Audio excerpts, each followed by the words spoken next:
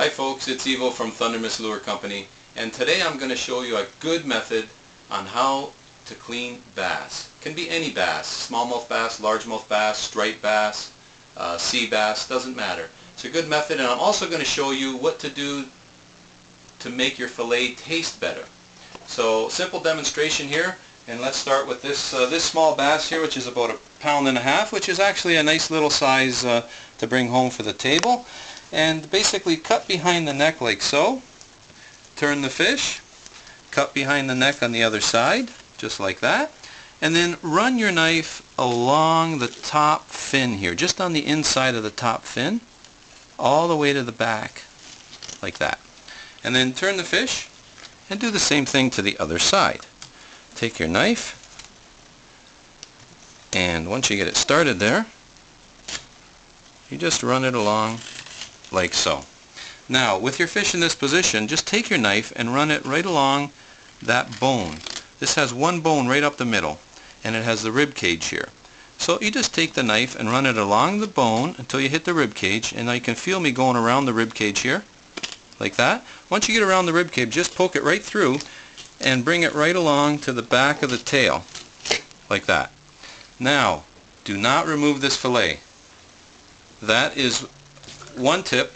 Leave that fillet on there, because what it does, it helps balance off your fish, and it allows you to remove the other fillet very easily. Typically what would happen is, if you take the other fillet off, you'll find that you'll cut through these bones instead of alongside them. So you can see here I've cut all the way to the rib cage, so just go behind the rib cage like that, and again right to the back of the tail. Now you're okay to remove your fillets. So just cut to the rib cage, and then cut around the rib cage, and then down along the side of the rib cage, like that. So you end up with a fillet looking something like that. Turn your fish, same thing on the other side. Okay, you can see here where the rib cage is. Just cut around the rib cage. That way there's no bones, just like that. And make an incision and cut around like so.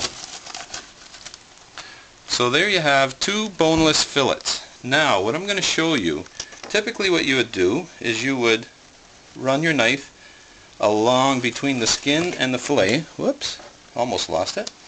And just, you run it like so, and now you've removed the skin. So there you have 1 boneless fillet. This one, what I'm going to do is I'm going to stay off of the skin just about 1/16 of an inch, and I'll show you and I'll tell you why. And I come across like that. So I've left a very, very little bit of meat here, but the meat I've left is this dark muscle meat.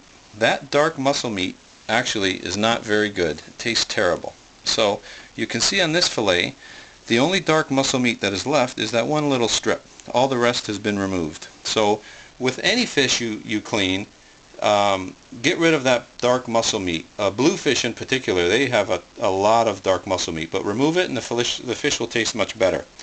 Also, I will tell you one more thing. This fish actually took my bait deep and was bleeding, so I could not release him. So you can see here, there's actually no blood in the fillet. It's very clean and very white.